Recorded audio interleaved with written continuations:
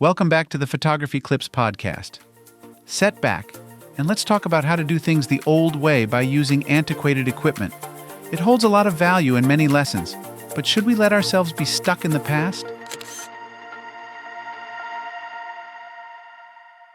Here's something I've spoken about before: the value in using old camera equipment to learn various photographic ideas and techniques.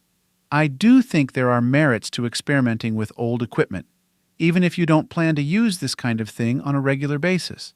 That's because there really is a lot to learn.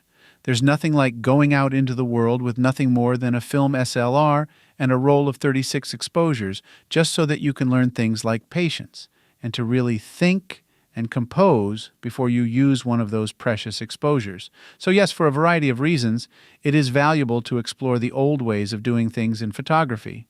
We can learn how to create photographs that require the least amount of post-processing, since it is much harder with film.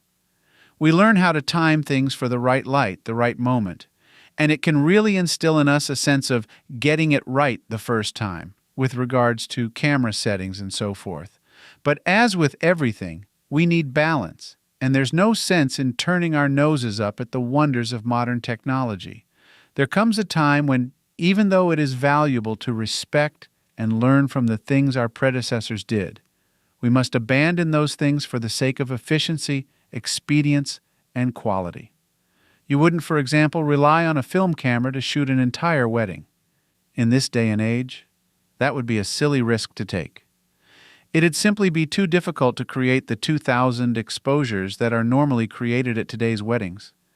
And without a live view to double-check that you're doing things right, you'd run a serious risk of having inferior prints to show for it. The same goes for capturing action scenes and using tools like 4K video to do it. Yesteryear, we were taught to wait, to judge the moment, to learn how to time things just right in order to best maximize our chances of catching an amazing play or some other bit of vital action. This is still a valuable thing to learn because all skills are valuable. But in the heat of the action, if your camera has 4K capability, then why risk missing the shot? Shooting short bursts of video is the way to go so that you can guarantee you'll get that perfect shot. So what is the moral here? It's a simple one. Learn from the past, but don't be stuck in it. Learning these old techniques makes you more well-rounded as a photographer and more prepared for anything life in the field can throw at you.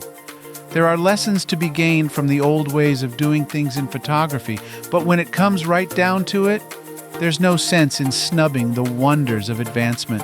Learn those old lessons and then learn how to apply them to modern technology.